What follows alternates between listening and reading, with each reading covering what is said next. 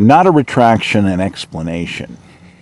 I've had some people communicate with me, and basically there's some confusion over some of the material that I was discussing. So I feel it's important to cover it again. And there's people asking me questions about, well, what about the Tesla phones and the Apple phones and all this other stuff? And what about the casings? And you know, what if they got, you know, how do I think about getting something that someone can't remotely get into and turn into a bomb? So I have to, I guess, obligated to give you a little bit more of an explanation on this. So in a nutshell, I'm going to say, well, latest Tesla phone not included. And I want to talk more about that. And I'm going to have another show. This is just basically a quickie for you to understand something about how I basically was generalizing, not just pagers, not just cell phones, and not just laptops, so to speak, are vulnerable to remote mass detonation. And I didn't want to have to explain to people more in depth about it because personally, I don't want people to get ideas to abuse it. But in my line of technical work, it was kind of considered primitive technology understanding in many ways to do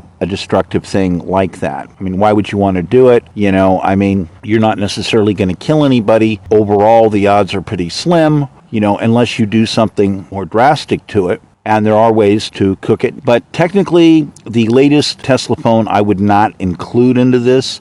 And I'm going to talk again more about that in the next upcoming program.